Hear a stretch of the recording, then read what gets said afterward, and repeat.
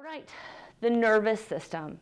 The nervous system, in your book there is an outline of pretty much the nervous system and the beds and tracts of nerves that our body has. We all know the spine, and the spine itself isn't the home of the nervous system. Our spine is bone. It surrounds our central nervous system, our spinal cord.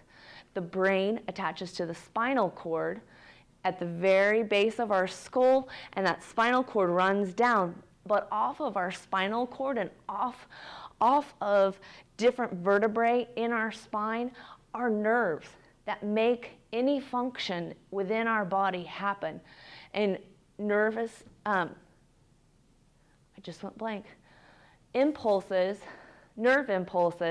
from the brain are sent down for me to wiggle my fingers, to twirl my arms from the brain, and they came out somewhere in my back.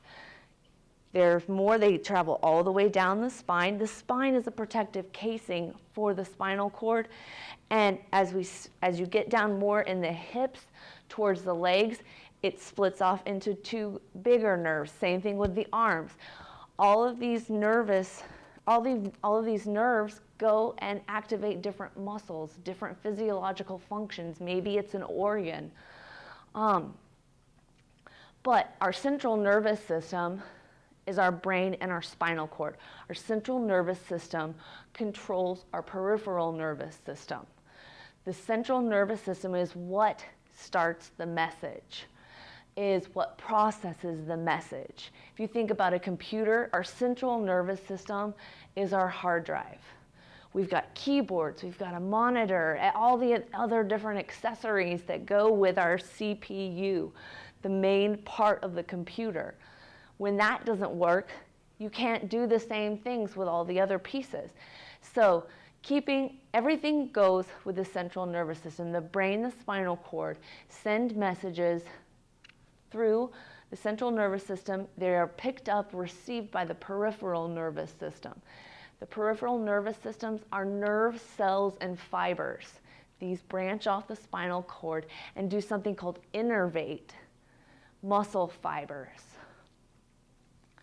These nerve fibers send information to the central nervous system, broadcast that response. Now, within the peripheral nervous system, we have the autonomic nervous system. The autonomic nervous system is kind of how the name implies, automatic actions that our body has. Our heart rate, digestion, how we breathe, we salivate, blinking, these different things. Most of them are involuntary. Some of them we can control. We can't personally, we can't sit here and control our heart rate to the point of making it stop.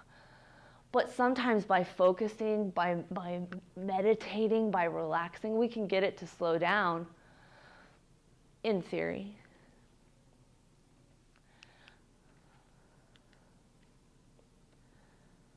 So that is the nervous system. We also touched on the respiratory system and the cardiovascular system.